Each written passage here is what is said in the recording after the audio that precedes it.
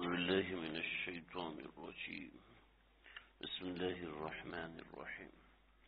يا أيها النبي قل لأزواجك إن كنتن تردن الحياة الدنيا وزينتها فتعالين أمتعكن وأسرحكن سراحا جميلا.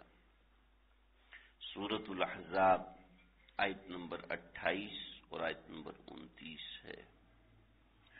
نبی اکرم صلی اللہ علیہ وسلم کے 9 ازواج اس وقت موجود تھیں جب یہ آیت مبارکہ نازل ہوئی، اور ان 9 ازواج نے مل کر آپ صلی اللہ علیہ وسلم سے کچھ مطالبات رکھے، اور ان مطالبات میں کوئی مطالبہ یہ بھی تھا کہ ان کے نفقے میں اضافہ کیا جائے. تو آپ صلی اللہ علیہ وسلم کے گھر میں یہ بات چل رہی تھی. اللہ رب العزت نے امت کے سبق کے لیے اور امت پر ازواج کی فوقیت کے لیے عائلی معاملات کے لیے پیغمبر صلی اللہ علیہ وسلم کے گھریلو معاملات کو واضح فرمایا، کھول کے بتایا. ذاتی معاملات، ذاتی زندگی کو دوسروں کے سامنے رکھا ہے کہ ذاتی زندگی جب دوسروں کے سامنے آئے گی تو ان کے سامنے واضح ہوگا کہ اپنی بیوی کے ساتھ کس نوعیت کا سلوک ہونا چاہیے اور بیویوں کا سلوک اپنے شوہر کے ساتھ کیسا ہونا چاہیے. چنانچہ سیدنا ابو بکر صدیق رضی اللہ عنہ تشریف لائے، حاضر ہوئے، دروازہ بجایا اور اجازت چاہی تو منع کر دیا کہ آپ نہیں آ سکتے. پھر حضرت عمر بن خطاب رضی اللہ عنہ حاضر ہوئے، اجازت چاہی آنے کی تو منع فرما دی کہ ابھی نہیں آ سکتے. تو یہ دونوں حضرات کھڑے رہے، کیونکہ حکم بھی نہیں تھا کہ واپس چلے جاؤ، تو نہ واپس جانے کی جرت تھی نہ اندر آنے کی جرت تھی. چنانچہ نبی اکرم صلی اللہ علیہ وسلم نے تھوڑی دیر کے بعد حضرت ابوبکر صدیق، حضرت عمر فاروق دونوں حضرات کو اجازت دی کہ بھئی آپ اندر آ سکتے ہیں. تو دیکھا کہ ازواج مطہرات اور آپ صلی اللہ علیہ وسلم بیٹھے ہوئے اور چہرے پر ناگواری ہے اور تکلیف کے آثار ہیں. جب تکلیف کے آثار دیکھے تو حضرت عمر فرمانے لگے، میں نے سوچا کہ میں کوئی ایسی بات کرتا ہوں جس سے آپ صلی اللہ علیہ وسلم کو ہنسی آ جائے تاکہ بات پلٹی جا سکے، بات تبدیل ہو سکے. تو حضرت عمر نے اپنی بیوی کا نام لے کے کہا کہ یا رسول اللہ، میری یہ بیوی روزانہ مجھ سے پیسے زیادہ کرنے کا کہتی ہے، میرا دل چاہتا ہے اس کی گردن پہ رکھ کے لگوں، اپنی گدی پہ ماروں. تو آپ صلی اللہ علیہ وسلم نے جب حضرت عمر کا یہ انداز دیکھا تو حضرت عمر بہادری کا ایک نمونہ تھے اور سب لوگ ان سے ڈرتے تھے. تو حضرت عمر کا ایسے کہنے سے آپ صلی اللہ علیہ وسلم ہنس پڑے اور آپ نے فرمایا، یہ دیکھو یہ بھی مجھ سے نفقے کا مطالبہ کر رہی ہیں.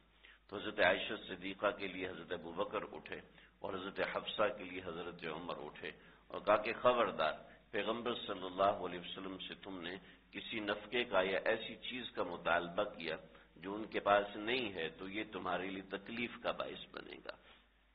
چنانچہ یہ ایک طبعی بات ہے، اس میں کوئی عیب کی بات نہیں ہے.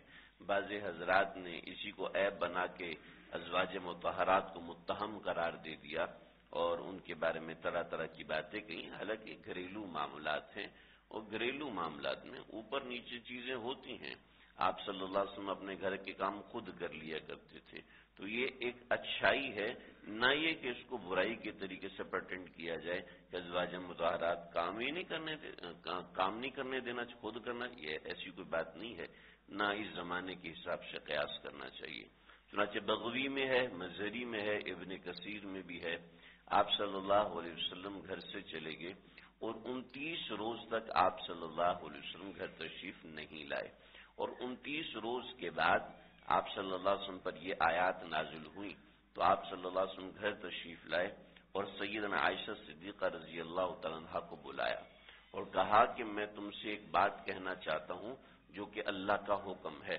یہ اللہ کا حکم میں تمہیں بتا رہا ہوں، لیکن تم فیصلہ کرنے میں جلدی نہ کرنا اور بہتر ہوگا کہ اپنے والدین سے مشورہ کر لینا. اور اس کے ساتھ آپ صلی اللہ علیہ وسلم کے چہرے پر گھبراہٹ کے آثار بھی تھے اور تکلیف کے آثار بھی تھے. اور پھر آپ صلی اللہ علیہ وسلم نے یہ آیات سنائی. وہ کیا ہے؟ یا ایھا النبی، اے پیغمبر، کل آپ کہیے لازواجک اپنی بیویوں سے، کیا بات کہیے؟ ان کنتن تریدن الحیات الدنیا، کہ اگر تم دنیا کی زندگی کو چاہتی ہو، وزینتہا اور دنیا کی زندگی کی زینت چاہتی ہو، تو فتعالین آ جاؤ، امتعکن میں تم کو بہت سا مال دے دیتا ہوں، واسرحکن اور میں تم کو چھوڑ دیتا ہوں سراحا جمیلا، بہت اچھے طریقے سے چھوڑنا، یعنی طلاق دے دیتا ہوں۔ ان کن تریدن اللہ، اگر تم اللہ کو چاہتی ہو، ورسولہ اور اس کے رسول کو چاہتی ہو، تو والدار الآخرہ اور آخرت کے دن کو چاہتی ہو، یعنی آپ صلی اللہ علیہ وسلم کے ساتھ رہنا چاہتی ہو، فإن اللہ اعد للمحسنات منکن اجرا عظیما، تو اللہ تعالیٰ نے نیکوکار خواتین کے لیے ایک بہت ہی بڑا اجر تیار رکھا ہوا ہے۔ تو ان آیات کا خلاصہ یہ ہے کہ آپ علیہ الصلوۃ والسلام نے اپنی بیویوں کو اختیار دیا کہ تم چاہو تو اپنے آپ کے اوپر طلاق نافذ کرو اور طلاق نافذ کر کے چلی جاؤ اور تم میری طرف سے آزاد ہو جاؤ گی، اور اگر چاہو تو میرے ساتھ رہنا ہے تو اسی حال میں رہ سکتی ہو، مال و دولت چاہیے تو وہ میں تمہیں دے دیتا ہوں، تاکہ ایک ہی دفعہ دے کے اسرحکن سراحا جمیلا میں تمہیں چھوڑ دوں گا۔ تو اس سے بہت سی باتیں سمجھ میں آتی ہیں۔ سب سے پہلی بات یہ ہے کہ اگر کوئی کسی مجبوری کی حالت میں کسی وجہ سے، کسی معاملے کی وجہ سے، کسی ضرورت کی وجہ سے، کسی مجبوری کی وجہ سے اپنی بیوی کو طلاق دیتا ہے تو یہ کوئی بری بات نہیں ہے۔ جیسے بعض حضرات نے ایک روایت، موضوع روایت نقل کرتے ہیں کہ طلاق دینا اتنا بڑا گناہ ہے کہ جس سے آسمان کانپ جاتا ہے، ایسی کوئی روایت نہیں، روایات حدیث میں ایسی کوئی روایت نہیں ہے۔ جہاں پر ایسا معاملہ ہے کہ میاں بیوی میں نبھا نہیں ہو رہا تو اللہ رب العزت کی طرف سے اجازت ہے اور بطرز حکم اجازت ہے کہ اگر تم حدود اللہ کو قائم نہیں رکھ سکتے تو ٹھیک ہے، پھر تم ایک دوسرے سے الگ ہو جاؤ۔ یہ اللہ نے سورہ بقرہ کے اندر بڑی تفصیل بتائی ہے، الطلاق مرتان فامساک بمعروف وتسریح باحسان، کہ رہنا ہے تو اچھے سے رہو ورنہ الگ ہو جاؤ، اس میں کوئی مذائقے کی بات نہیں ہے، کوئی ایسی ویسی بات نہیں۔ ہاں، ایک مسئلہ میں ضمنی طور پر بتاتا ہوتا ہوں، لوگ سمجھتے ہیں کہ 3 طلاق دینا ضروری ہے، اس کے بغیر گزارا نہیں ہوگا۔ جو کام 3 طلاق سے ہوتا ہے وہی کام 1 طلاق سے ہوتا ہے، لہذا 3 طلاق دینے کو حضرت عمر نے فرمایا تھا، جی چاہتا ہے کہ کوئی قانون بنا دیا جائے جو اپنی بیوی کو 3 طلاق دے اس کو باقاعدہ سزا دی جائے، یعنی قانون بنا دیجئے، اس کو سزا دی جائے، 3 طلاق نہ دی جائے۔ ہمارے کورٹ کے فیصلے ابھی کچھ وقت پہلے اس کے اوپر ڈسکشن ہوا ہمارے کورٹس کے اندر کہ بھئی اگر ہم نے پیپر بنانے، ڈیورس پیپر بنائے تو اس پر صرف 1 مرتبہ لکھنا چاہیے، اور اس کے اوپر کافی اپروو بھی ہوئے تھے، بہت سے فیصلے ہوئے، لیکن اس کے بعد پھر یہی قانون چل رہا ہے، ابھی تک وہ فائنلائز نہیں ہوا کہ درمیان میں عجیب چیزیں شروع ہوگی کہ بھئی اب ڈیورس پیپر کے اوپر 3 مرتبہ لکھنا ضروری ہوتا ہے، ڈیورس پیپر پر بھی 1 بار لکھنا کافی ہوتا ہے۔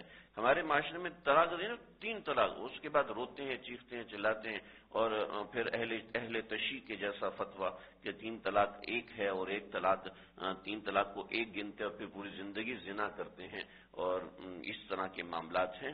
3 طلاق ہوتی ہے، 1400 سال سے امت کا متفقہ فیصلہ ہے۔ احسن الفتاویٰ کے اندر تقریباً 250 صفحات میں حکومت سعودیہ کی طرف سے چھپا ہوا فتویٰ ہے۔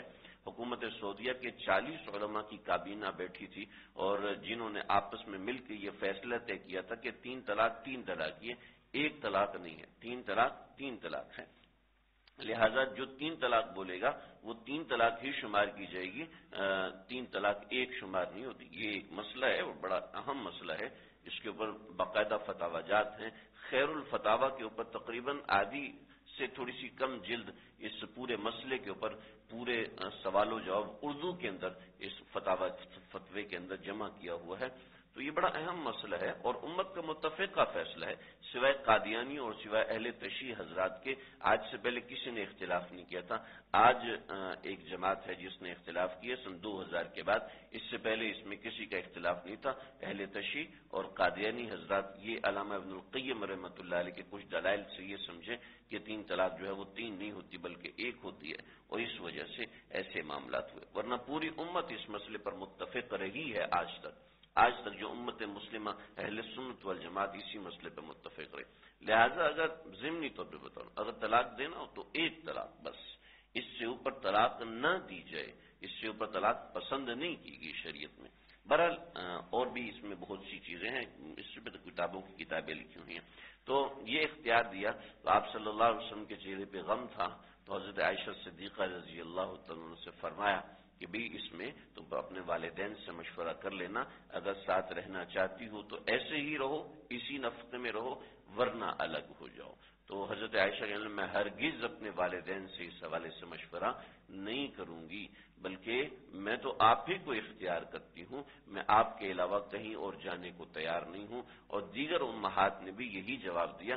جب انہوں نے یہ جواب دیا تو آپ صلی اللہ علیہ وسلم کا چہرہ کھل اٹھا، اور آپ صلی اللہ علیہ وسلم یعنی باقاعدہ اس کے ساتھ تفاسیر میں وضاحت ہے کہ آپ صلی اللہ علیہ وسلم بھی نہیں چاہتے تھے کہ آپ کی ازواج آپ کو چھوڑ کر جائیں۔ تو اس کے بعد پھر اللہ رب العزت نے اس حکم کو موقع کیا کہ آج کے بعد آپ صلی اللہ علیہ وسلم کی یہ 9 ازواج ہیں، اس کے بعد آپ مزید نکاح نہیں کر سکتے۔ تحدید جو ہے، تحدید یعنی باؤنڈری بنائی ہے دیگر مردوں کے لیے کہ وہ 4 سے زیادہ نکاح نہیں کر سکتے ایک وقت میں۔ ایک وقت میں 4 سے زیادہ، کسی نے مجھ سے سوال کیا ہمارے فتوے کے حوالے سے، مرد کے لیے 4 شادی سنت نہیں ہے، اجازت ہے۔